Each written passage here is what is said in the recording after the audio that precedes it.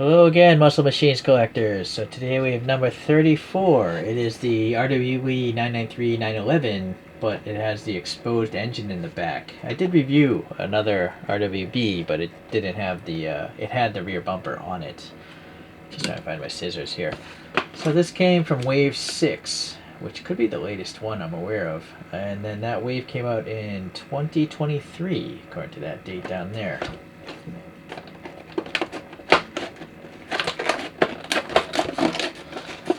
So if anyone's really interested in toys, look at this. This sticker says Shenzhen Geskaida, that sounds Japanese, technology company.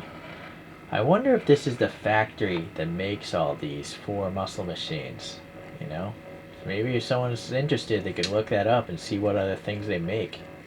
Maybe if I wasn't so lazy, I would do it myself. But I'm kind of busy, you know, reviewing all these toys.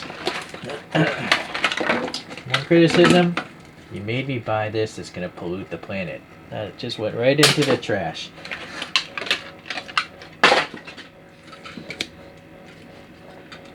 Alright, well, let's take a look here. Let me reposition the camera here.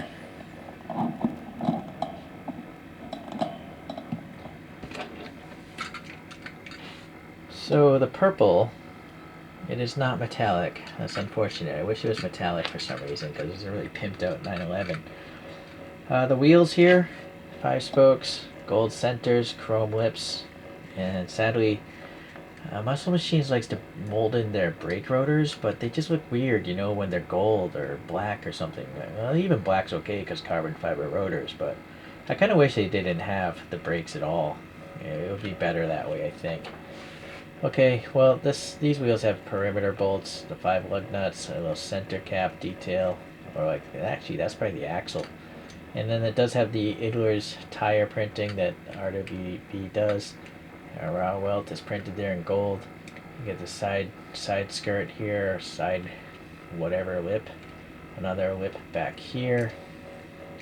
And the front end has the canard lip again.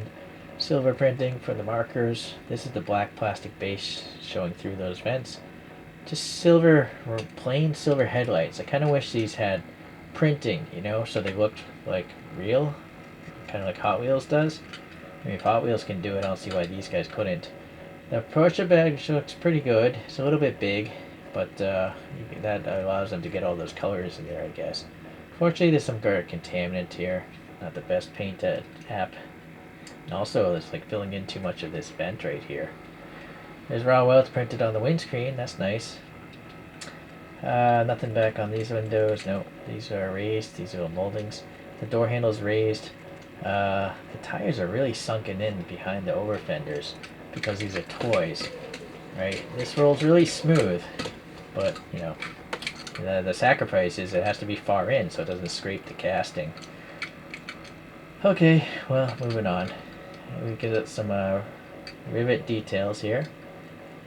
And then the wing is a plastic, raw plastic, and it's grafted onto the die cast. Or no, what? This is all plastic as well. So this whole rear engine cover wing is a piece of plastic painted. And then they have tempo printing there as well. And so now you can see the exposed twin turbo flat 6 of a 911 apparently. And then the exhausts are really great. Look how deep that exhaust port is. Very nice. So very round as well. Very good. Very good. Decent enough details for a toy. On par with better than Hot Wheels, I guess. I'm assuming these black things are supposed to be air filters, right? Just being sucked in. Yeah, I guess so. Kind of think they should have been gray or some different color. You know, even red, like a K&N filter or something. Alright, yeah, that's it. I gotta say though, you know, the purple's a nice color, but they have so much of it laid on here. Like it's covering up. You can almost not even see the divots for the over fender on the front.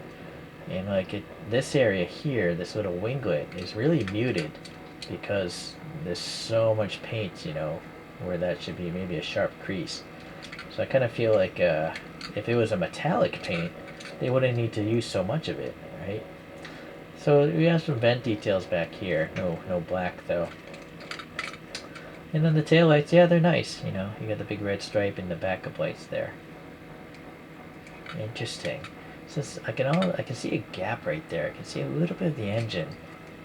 I don't want to break it off. But if this is a separate piece, oh, I see. This is not a separate piece. This is part of the casting. And they put this plastic in that way. I was thinking for a moment they could have a crazy blown engine coming out the top of this. But I don't think they can because this is part of the casting. Unless they obviously change the casting. Tire treads are kind of weird. They don't look really modern. But it's nice that they tell you what the car is and who made it. And if for some reason there was a problem, you can unscrew it and maybe try to fix something. Okay, that's it. So here's that other Porsche that I reviewed in this crazy lime green color. And it has the rear bumper, of course. Well, pretty much the rest of it looks the same. Yeah, I would say so. So it is interesting they would make a different casting for no engine. Maybe one day they will do one with a crazy top rear engine cover. A couple other cars with a lot of horsepower, or at least for its day. This is the F40.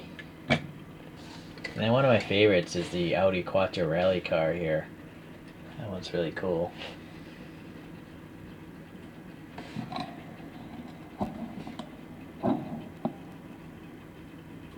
Alright.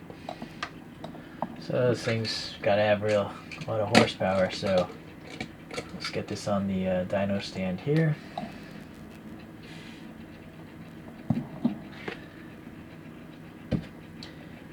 So great effort by Muscle Machines there. No major quality problems. I guess design-wise, it'd be nice to have some printed headlights, possibly metallic paint so it doesn't cover up the casting so much. But all in all, it's still a pretty great looking toy, I think. Okay, well, sadly, I think this might be my last Muscle Machines in my my review box. I know there's other castings out there, but I have no actual desire to get them. So I'm gonna have to wait until the next wave of Muscle Machines comes out. But I'm sure they'll come out in 2024 some point in time.